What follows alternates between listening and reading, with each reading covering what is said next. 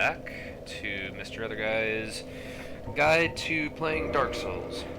So, in this episode, I will be showing you a couple of things. Nothing really huge, except for the Drake Sword. Most people know how to get it. I'll be showing you the easiest way to get it and the fastest. So the first thing I did there was I turned into human. I unhollowed myself, and I did that for one reason, and that reason will be appearing here shortly. So first things first is I'm going to do a little backtracking, which is really dangerous at this part. So I will be taking a lot of damage. So this could end up in my death. Jeez. Risking it, risking it. Okay, good. That way I didn't have to go all the way through Leon Hollowberg again. Just duck in here real quick for safety. Take a couple of drinks. So I'm going to be talking to this guy.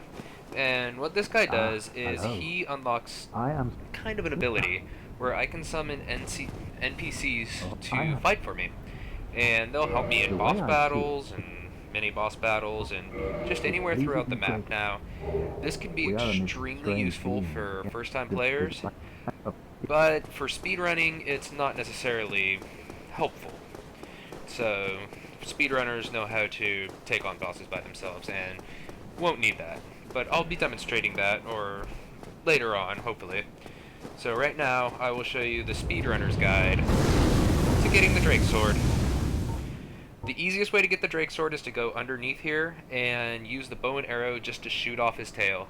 There's no way to die unless you roll off the edge somehow for some reason. And this way is a lot more dangerous. It is the only other time that you're really going to need to use the pine resin. So all you do is wait for him to get off the wall, you attack his tail, and then you run. And now you have the Drake Sword. Now we are on our way to the Undead Parish. As always, I'm going to use the bonfire, not always a necessary thing, but best bonfire ever. So, I will equip the Greatsword now. I do not believe I will actually be able to use the Drake Sword yet. I first must level up my strength, so let's equip that and find out. Yeah, unable to wield. Okay. So, this is the attack with just one-handed, extremely unuseful. Two-handed, just as unuseful. So we will be upgrading, we'll be upgrading our strength so that we will actually be able to use a sword. My favorite weapon in the game besides the halberd. I like the halberd, but it's too much of a pain in the ass to get. There we go. Now we can use it in two-handed, but not one-handed. So here's a pawn that I can summon to help me out. But I'll deal with this guy first.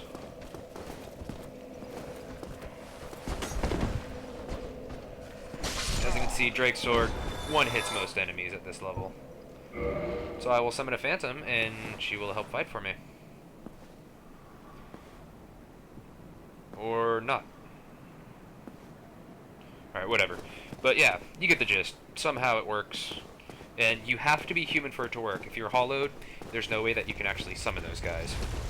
So in this place is a mini-boss. It's kind of like a bowl. It'll tear you a new one, but as always, we're not going to fight him. We're just going to jump, and that guy's going to close the gate behind us and make it completely safe. We're just going to keep on running. Could go through that door that I just passed to my left. That will lead us straight to the boss.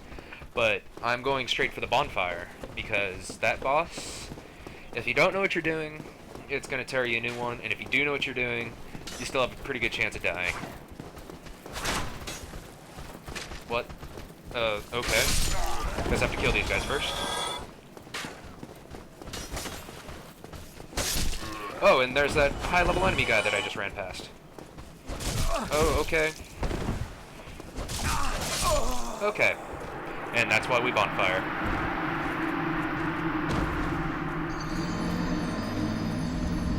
If that's not extremely annoying, I don't know what is.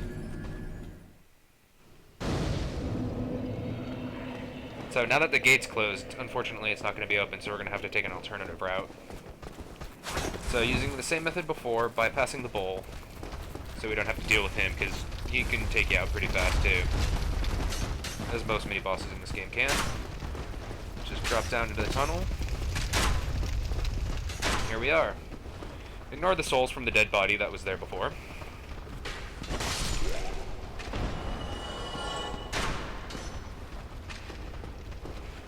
So, what I just learned a couple seconds ago is if you run in there too quickly, you're going to get swarmed by hollows. So this is one of the only parts of the game that I'd say you actually have to take everybody out. I wouldn't say everybody, but just the people in your way, because the hollows have an extremely random attack pattern, and they'll come at you from all sides and just overwhelm you, and you won't be able to move. So definitely my most hated enemy in this entire game are the hollows. Oh, thanks.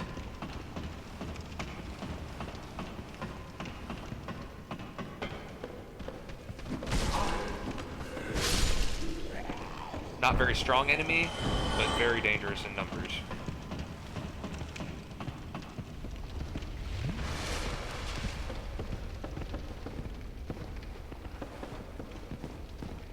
Alright.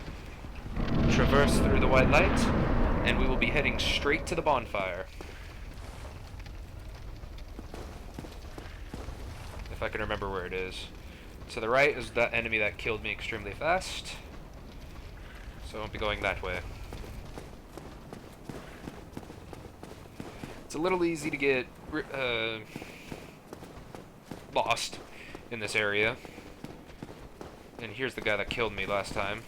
Oh, jeez. No, wrong way. Oh, jeez. Alright, that was extremely lucky, so sprinting to the bonfire now.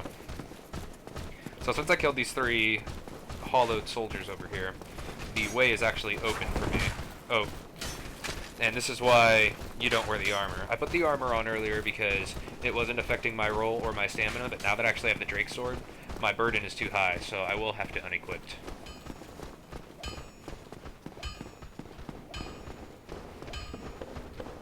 Yeah, and just go down here to the bonfire.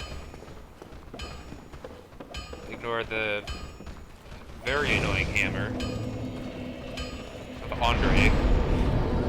He can be helpful later on. You can get a pendant from him that actually lets you skip a big portion of the game, and it's really nice. So, yeah, I believe that will be just about wrapping it up for this episode. Next episode, I will be doing my most hated part of the game and fighting the gargoyles. So, until next time.